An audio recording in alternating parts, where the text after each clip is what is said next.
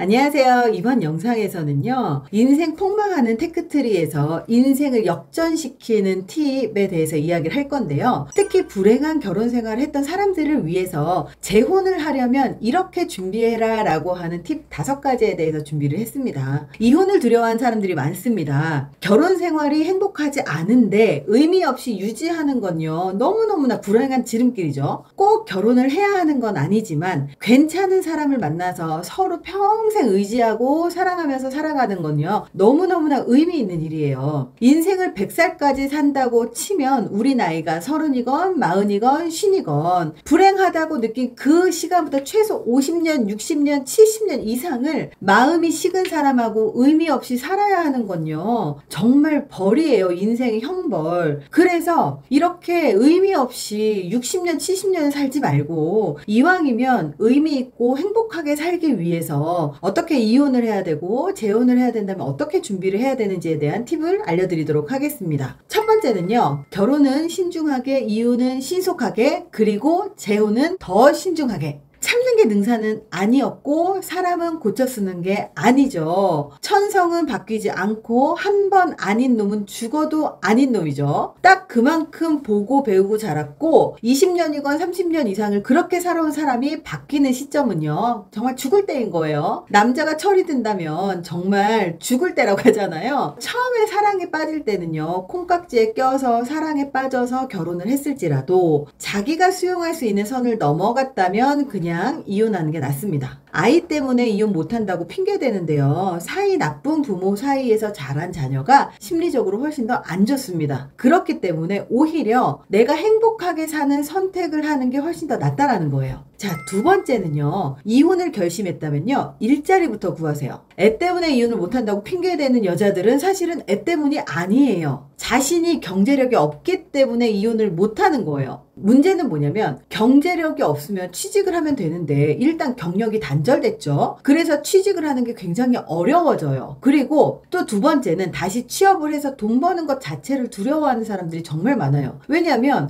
여러 이유 때문에 직장을 그만두겠지만 직장 다니기 싫어서 그만두는 사람들도 굉장히 많거든요. 그래서 이렇게 취업을 해서 돈을 벌어서 미리미리 준비를 하라는 이야기가 경제력이 있어야 그나마 잘 버티기 때문입니다. 이혼을 하고 나면 대부분 2년 정도 우울증이 옵니다. 누구나 거의 대부분이에요. 남자든 여자든 마찬가지거든요. 근데 이혼을 하고 나면 거의 대부분 우울증이 오는데 그래도 경제력이 있는 사람은 그 우울증이 오더라도 이 경제력으로 우울증을 견뎌내기도 합니다. 그리고 이 경제력이 있는 사람은 일 때문에라도 바빠서 이렇게 우울증을 강제로 견딜 수밖에 없어요. 근데 경제력이 없잖아요. 그러면 안 그래도 경제력이 없으면 우울증이 오는데 이혼을 한 우울증과 경제력의 우울증이 함께 딱 합쳐지잖아요. 그러면 정말 깊은 수렁으로 빠져버려요. 이런 시기는요, 빠를수록 좋아요. 차라리 이혼은요, 빠르게 갈수록 좋습니다. 50대 이혼을 하면요, 경력 단절이 30년이에요. 그러면 뭐 먹고 살겠습니까? 폐지 줍는 거밖에 못하는 거예요. 뭐 재산 분할한다고 재산 분할 받을 수 있을까요? 별로 그렇게 많이 받지 못한다는 거죠. 차라리 이 남자랑 못 살겠다, 도저히 이게 고쳐지지 않는 부분이 있다, 이 부분을 내가 절대 수용하지 못한다, 이런 부분이 있다라는 것을 알게 되는 시기가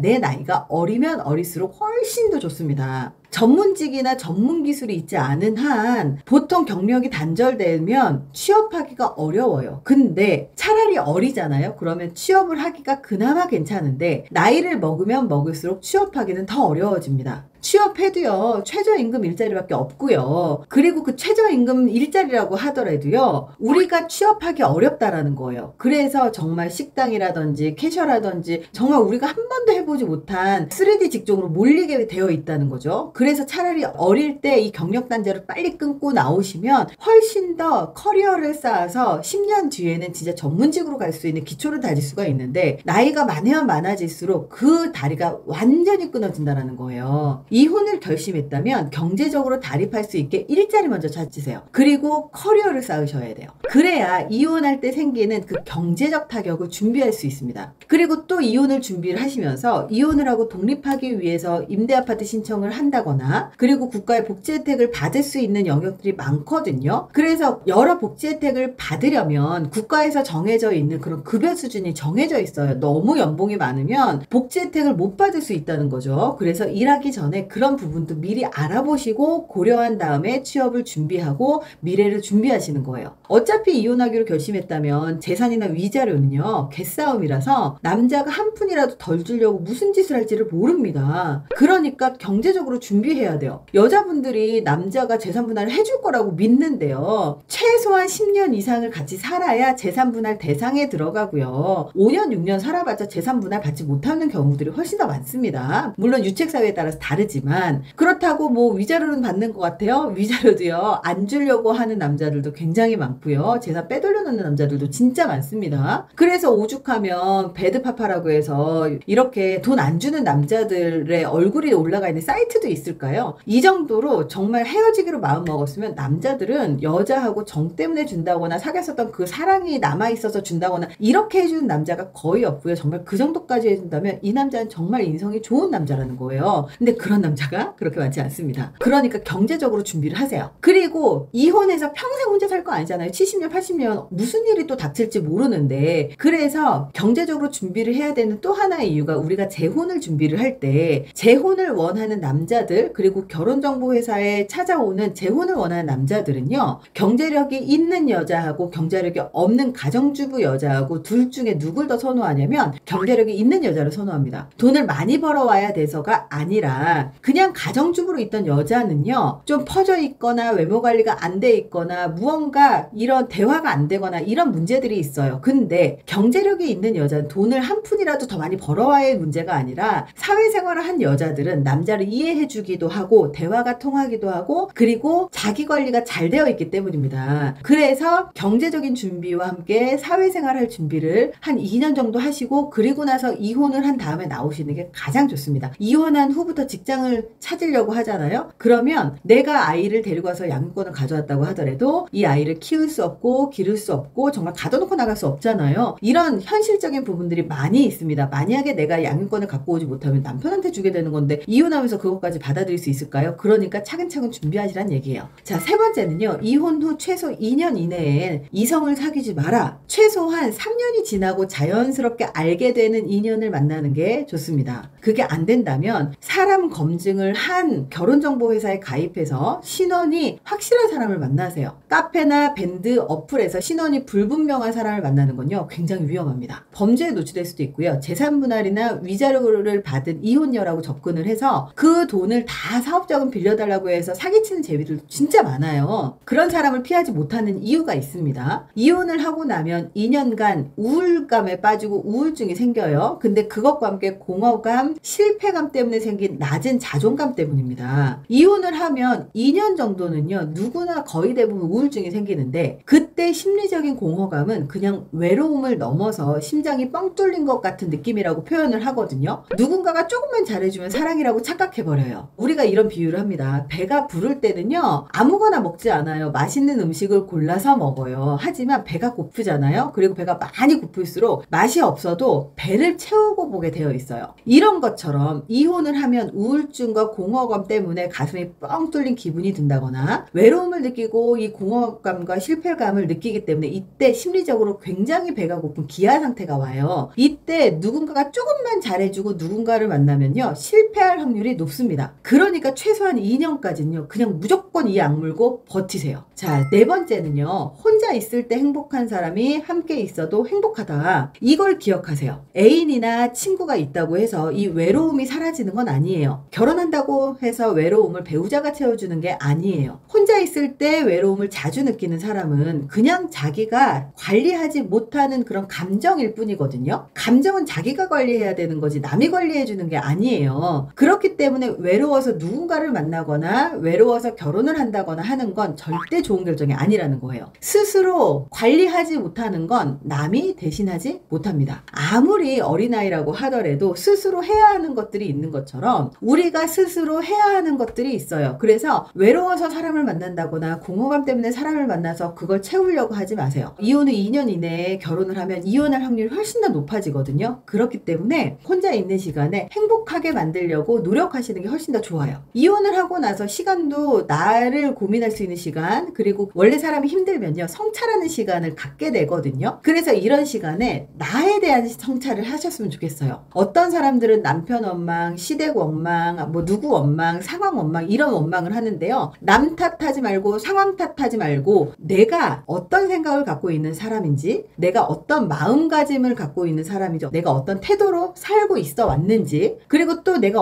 진정으로 하고 싶었던 일이 무엇인지, 나의 꿈이 뭔지, 그리고 또 내 미래와 노후를 준비 위해서 내가 지금 할 수 있는 게 뭘까? 되게 여러 가지 관점에서 사색을 하고 고민을 하고 생각을 하면서 성찰을 하다 보면 스스로 어떤 걸 할 때 행복하고 내가 살아있다는 느낌이 드는지를 알 수 있습니다. 스스로 행복할 수 있을 때 다른 사람을 만나도 행복해질 수 있는 거예요. 혼자 있을 때 행복하지 못한 사람은요, 아무리 돈을 많이 벌어도 아무리 지위가 높아도요 행복하지 못합니다. 5번째입니다. 행복해졌다면 드디어 재혼을 고민해도 됩니다. 결혼은 꼭 필요한 게 아니에요. 연애도 꼭 필요한 게 아니거든요. 하지만 연애를 하고 결혼을 하면요 삶이 인간이 풍족하고 행복해져요. 인생의 길을 걸어가는 그 중에 삶의 이런 파도도 굉장히 많고요. 비 내리는 일들도 되게 많아요. 이 인생을 걸어가는 와중에 그저 함께 있을 때 행복한 사람을 만나서 서로 도우면서 살아가는 게 결혼이에요. 내가 이 사람을 만나서 내 인생이 극적으로 확 변한다거나 내 인생을 내가 진로를 바꿔야 된다거나 하는 건요 바람직한 게 아니거든요. 내 인생을 묵묵하게 걸어가는 이 삶에서 나와 함께 갈 동반자를 같이 갈 수 있는 파트너를 만나는 게 정말 중요합니다. 부부는 세상에서 가장 친한 친구이자 서로의 성장을 돕는 파트너일 때 진짜 바람직하거든요. 누가 누구를 보조하는 역할이 아니라 둘이 동등하게 살아가고 동등하게 행복하게 살아가기 위해서 여자는 스스로 자립하고 독립해야 되고 남자 역시 자립하고 독립해야 돼요.